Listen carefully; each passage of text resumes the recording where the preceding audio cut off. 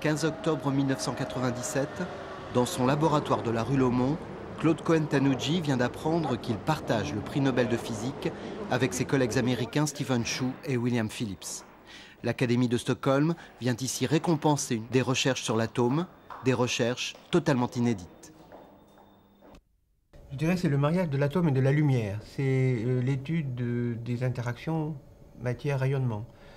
C'est essentiellement comment on peut utiliser les échanges d'énergie, les échanges de quantité de mouvement entre atomes et photons pour manipuler les atomes, pour les contrôler, pour disons, réduire leur vitesse d'agitation désordonnée, c'est-à-dire leur température, et pour les confiner dans des petites régions d'espace, ce qu'on appelle le piégeage. En fait, on est dans un petit laboratoire expérimental à des années-lumière des grands accélérateurs de particules. C'est pas la même physique. C'est la physique que nous étudions ici, c'est une physique de basse énergie. C'est une physique qui se situe dans le domaine de l'électron-volt. La physique des particules, elle, c'est la physique des hautes énergies où on a besoin d'accélérateurs extrêmement puissants pour, au contraire, accélérer des particules à très grande vitesse, casser les noyaux, casser les particules pour essayer de voir les constituants élémentaires ultimes de la matière. Ici, nous travaillons des énergies beaucoup plus petites, donc les montages expérimentaux sont moins sophistiqués qu'en physique des hautes énergies.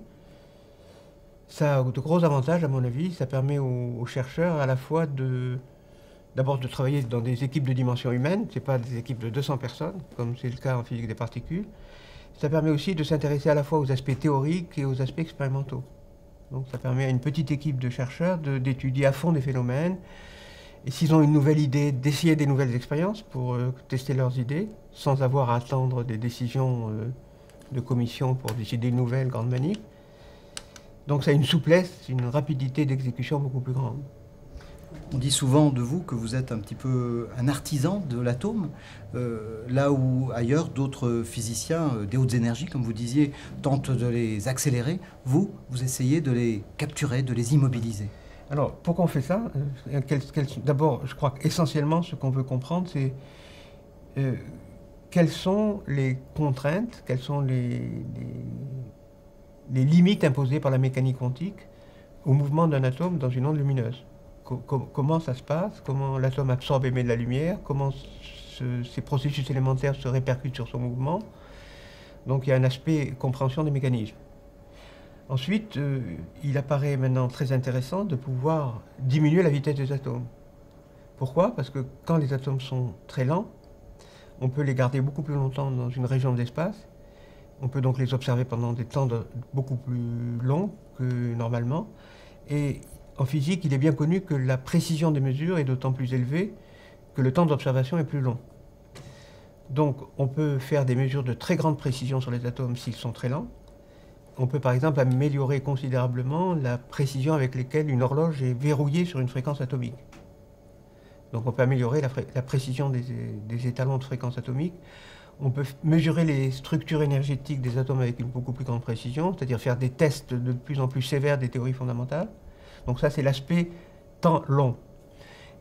Une autre conséquence du fait que l'atome a une faible vitesse, c'est que sa longueur d'onde de De Broglie, qui est inversement proportionnelle à la vitesse, devient importante. Qu'est-ce que ça veut dire longueur d'onde de De Broglie? Ça veut dire que tout objet en physique a à la fois un aspect corpusculaire, c'est une petite boule, une petite particule, et en même temps c'est une onde. Et l'aspect ondulatoire devient de plus en plus important quand l'atome est de plus en plus froid, de plus en plus lent. Alors qu'est-ce que ça veut dire ça? Ça veut dire que toute une série d'effets nouveaux liés au caractère ondulatoire de la matière deviennent possibles à étudier. Par exemple, on peut recommencer avec les ondes de matière toutes les expériences bien connues de l'optique, les interférences, la diffraction. On peut faire des interféromètres atomiques qui permettent par exemple de mesurer des vitesses de rotation, des champs de gravitation avec une très grande précision. Par exemple, à présent, les gyromètres atomiques à ondes de De Broglie, même les plus rudimentaires qu'on sait faire, ont des précisions comparables à celles des meilleurs gyromètres laser. Alors aujourd'hui, on parle d'une école physique française, après le prix Nobel de Georges Charpak en 92, de Pierre-Gilles de Gennes en 91. Les 3 prix Nobel ont été donnés dans 3 domaines différents. La physique des particules pour Charpak, la physique de la matière condensée pour Pierre-Gilles de Gennes, et moi c'est la physique atomique et l'optique. Donc c'est 3 domaines différents. Ça prouve quand même que la physique française est vivante dans un grand nombre de domaines et Je crois que là, nous récoltons le fruit de l'effort de toute une série de physiciens qui, après la Seconde Guerre mondiale, ont reconstitué des écoles, ont reformé des centres d'excellence, et formé des jeunes étudiants, dont je fais partie, dont Eugène fait partie aussi. Je pense à ces maîtres comme Alfred Kassler, comme Jean Brossel, comme Anatole Abraham, comme Jacques Friedel, qui ont eu vraiment le mérite immense de refaire la physique française, de lui redonner du souffle et du dynamisme, et nous en récoltons aujourd'hui les fruits. Comment est-ce que vous êtes devenu physicien? Je suis devenu physicien quand je suis rentré à l'école normale en 1953, à l'âge de 20 ans. Je suivais des cours de professeurs exceptionnels comme Henri Cartan et Laurent Schwartz en mathématiques, et j'avais comme professeur en physique Alfred Kassler, qui était un homme exceptionnel, qui faisait des cours fascinants, où il parlait des atomes et de la lumière de manière tellement intéressante que j'ai décidé de faire de la physique et de le rejoindre et d'entrer dans son laboratoire. Et maintenant, c'est vous le grand patron? Non, j'aime pas du tout qu'on m'appelle grand patron. Je ne conçois pas du tout la vie dans un laboratoire comme la vie d'un grand patron. J'ai des jeunes collègues et j'essaie de leur apprendre la physique, de les intéresser, de les passionner, et puis on s'apprend mutuellement ce qu'on a compris. À un certain moment, ils arrivent dans le volume défini par l'intersection de tous ces faisceaux, de ces 6 faisceaux. Mais vous allez arriver à avoir des faisceaux suffisamment plans avec ça? Je veux dire des fondements bien plats? Non, mais c'est au centre, oui, oui, mais pas sur une grande tâche. Oh bah sur 20, quoi. Sur 20, ouais, à peine, non? Je sais pas, j'ai l'impression que... Disons, dans ce laboratoire-là, il y a une cinquantaine d'années, Alfred Kassler et Jean Brossel ont démarré un champ de recherche qu'on appelle le pompage optique. C'était déjà des expériences où on utilise la lumière pour manipuler les atomes, pour les contrôler. Mais ce qu'on contrôlait à l'époque, c'était le mouvement interne des atomes. Comment les électrons bougent à l'intérieur de l'atome, comment les atomes sont polarisés. Et on utilisait les échanges de moments cinétiques de la lumière polarisée et des atomes pour les faire tourner tous dans le même sens, pour avoir ce qu'on appelle un échantillon polarisé. À l'époque, on ne disposait pas de sources très intenses, très brillantes. C'était des sources ordinaires, comme celles que vous utilisez ici. Et puis, petit à petit, des nouvelles sources sont apparues, les sources laser. Ils sont devenus de plus en plus performants, de plus en plus commodes à utiliser. Et maintenant, on peut soumettre les atomes à des champs lumineux beaucoup plus importants qu'avant, beaucoup plus intenses qu'avant.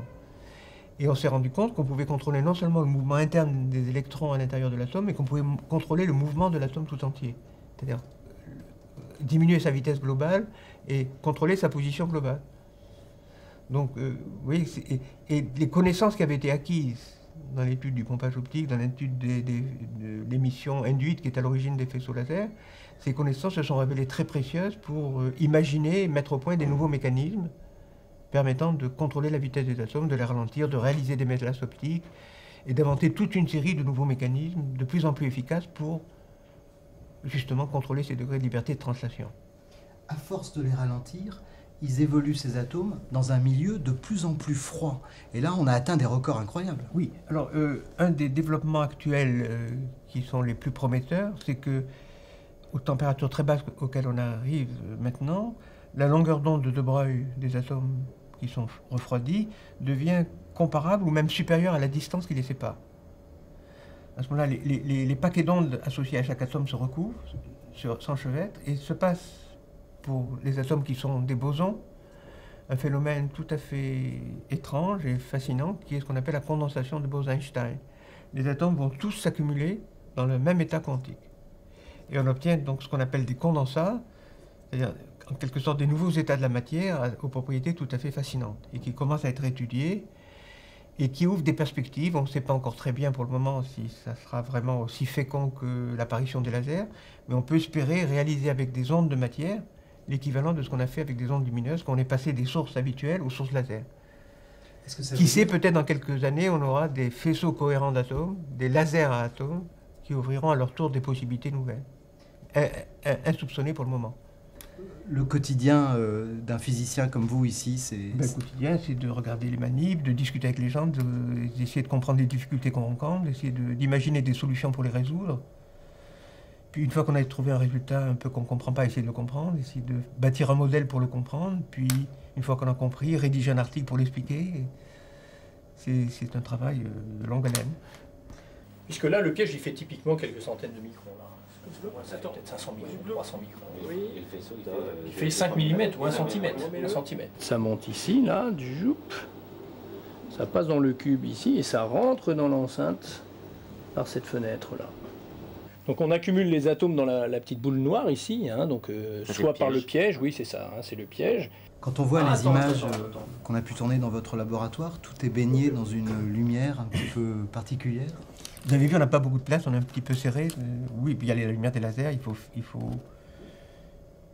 faut faire des réglages optiques assez compliqués, assez délicats. Donc, ce sont des expériences assez délicates, mais en fait qui restent quand même à l'échelle humaine. J'insiste sur ce point qui me paraît très important. Si on devait essayer de dire en quoi vous êtes novateur en physique, qu'est-ce que vous diriez? Je crois, c'est pas seulement mon domaine, la recherche fondamentale, c'est de comprendre comment ça marche, comprendre les mécanismes le plus profondément possible, le plus clairement possible, pour essayer de faire un modèle qui s'adapte à la réalité, de le pousser le plus loin possible, et puis quand il ne marche plus, essayer de le remplacer par un modèle plus précis, pour essayer finalement d'élucider, disons, les divers mécanismes qui apparaissent dans le comportement du monde qui nous entoure. Qu'est-ce que vous aimeriez découvrir? On aimerait toujours découvrir un phénomène qui met en cause de manière radicale les théories existantes et qui force à rechanger complètement notre conception du monde. Mais ça n'arrive pas tous les jours. La relativité, la mécanique quantique, c'est des percées conceptuelles qui ne se produisent pas tous les jours. Ça fait, par exemple, la mécanique quantique existe depuis 70 ans maintenant. On essaie constamment de la mettre en défaut et elle marche toujours remarquablement bien. Vous êtes un chercheur qui cherche, mais vous êtes aussi un chercheur qui trouve. Il y a des applications industrielles à vos travaux. Là, les applications, si vous voulez, je crois que là, il y a beaucoup de confusion dans l'esprit des gens. Les applications, elles viennent toujours. Mais à mon avis, elles ne viennent qu'après une recherche fondamentale de qualité. On ne peut pas dire « je veux une application dans tel domaine et je vais essayer de travailler pour trouver une application dans tel domaine ». C'est pas comme ça que ça marche. Il faut faire des progrès dans la connaissance, mettre au point des nouveaux mécanismes. Et après, quand il y a un nombre suffisant de connaissances qui ont été acquises, en général, à ce moment-là, surgissent des rapprochements inattendus et on se dit « tiens, on pourrait utiliser ça et ça pour faire telle application ». Mais une application auquel on ne pensait absolument pas au début. Et c'est comme ça, par exemple, que vous êtes arrivé sur les horloges atomiques? Ça, c'était peut-être plus facile. Les horloges atomiques, c'était plus facile parce que, comme je disais tout à l'heure, des longs temps d'observation, parce que les atomes sont longs, ça veut dire des raies très fines, ça veut dire une mesure très précise, et ça, c'est clair que ça peut être appliqué pour les horloges atomiques, pour améliorer la précision des horloges. Mais si je reprends l'exemple que j'aime bien du laser, le laser a été le fruit d'études de caractère tout à fait fondamental sur des interactions matière-rayonnement. Ça démarre au niveau d'Einstein en 1917, et puis ça continue par les travaux de Town, de toute une série de gens. Ça aboutit à des nouvelles sources de lumière dont on essaie de comprendre le comportement. Et quand elles sont apparues à la fin des années 50, au début des années 60, on avait l'impression que c'était une curiosité de laboratoire, que c'était très sophistiqué, que jamais ça sortirait des laboratoires. C'était l'opinion unanime des gens. Et puis petit à petit, ces dispositifs se sont simplifiés, ils sont devenus beaucoup plus compacts, beaucoup plus commodes à utiliser. Maintenant, qui c'est qui n'utilise pas un laser dans la vie? Compact disque, fibre optique, chirurgie ophtalmique. Personne au début ne pensait que les lasers allaient avoir tant d'applications. Là, en l'occurrence, quand vous avez commencé à travailler sur ces fontaines d'atomes de césium ultra froids, en fait, vous ne pensiez pas arriver à ces niveaux de précision Non, on a eu un certain nombre de surprises. Souvent, les expériences ont marché mieux que ce qu'on espérait. Et on s'est rendu compte que ces méthodes avaient finalement une souplesse et une efficacité remarquables. Donc, on a eu quelques bonnes surprises. Aujourd'hui, d'avoir réussi à mettre au point ces horloges d'une précision quasi inégalée, ça peut permettre de les utiliser comment Alors, là, il y a plusieurs directions qui semblent possibles. Une première direction, bien sûr, c'est d'améliorer les systèmes de positionnement sur la surface du globe, le système qu'on appelle GPS, d'améliorer les systèmes de navigation. Mais ils sont déjà très précis, donc bon, on pourrait encore être plus précis. Ça pourrait améliorer la connaissance de la surface du globe terrestre, toute une série d'applications géophysiques.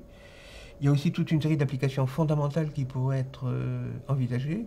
Il y en a une qui paraît très fascinante, c'est qu'on pourrait comparer par exemple une horloge à rubidium et une horloge à césium, deux atomes différents, regarder le rapport des deux fréquences et suivre ce rapport avec une précision de 16 chiffres significatifs pendant 1 an ou 2 ans.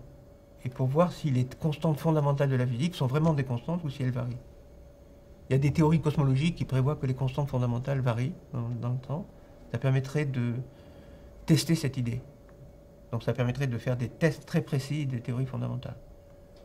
Et on pourrait aussi tester la relativité générale. Il y a des théories qui prédisent qu'un rayon lumineux qui arrive et qui passe à côté du Soleil est non seulement défléchi, ça c'est l'effet de relativité générale qui a été au démarrage de la relativité d'Einstein, mais qu'il est aussi retardé. Et donc en mesurant avec précision le temps que met un signal lumineux venant d'un satellite qui passe juste derrière le Soleil, on pourrait essayer de voir cet effet qu'on appelle l'effet Shapiro, et donc tester la relativité générale. Donc améliorer les horloges, ça permettrait de soumettre les grandes théories fondamentales à des tests extrêmement précis. Et si ça ne marche pas, disons, de se demander pourquoi et d'avancer. Dans un tout autre domaine, dans le domaine des puces électroniques, en microélectronique, là aussi, avec vos travaux, on peut imaginer certaines choses. Alors là, il y a quelques applications qui sont explorées très activement dans plusieurs laboratoires. C'est d'utiliser l'optique atomique, c'est-à-dire faire des faisceaux d'atomes qu'on focalise sur des substrats pour faire de la déposition d'atomes sur des structures extrêmement petites. Faire ce qu'on appelle de la lithographie, c'est-à-dire ce qu'on fait d'habitude avec des masques et de la lumière ultraviolette pour faire des circuits électroniques imprimés. On peut espérer le faire avec des atomes, et il y a beaucoup de travaux qui sont faits sur la lithographie atomique avec des atomes froids. Qu'est-ce que vous auriez envie de dire aujourd'hui à de jeunes chercheurs qui démarrent dans le domaine de la physique? J'ai envie de leur dire que c'est un métier passionnant et que j'espère qu'il y aura beaucoup de vocations de chercheurs, en espérant que la possibilité de trouver des postes dans la recherche ne se bougera pas comme de temps en temps elle le fait, et qu'ils pourront épanouir leur talent. Mais je suis persuadé que beaucoup de jeunes ont envie de faire de la recherche et qu'un pays comme la France se doit d'exploiter cette possibilité, parce que c'est une source de richesse et une source de développement. Vous avez eu au téléphone vos deux collègues, Stephen Chu et William Phillips? William Phillips au téléphone hier, et j'ai eu un fax avec tous les gens du laboratoire de Steve Chu qui m'ont signé pour mes félicitations, et je leur ai adressé moi-même un télégramme de félicitations avec tous les chercheurs du groupe qui m'ont signé. C'est des gens qu'on aime beaucoup, et en physique, il y a pas du tout... Il y a une atmosphère de cordialité, de fair play entre les équipes qui est je crois, remarquable.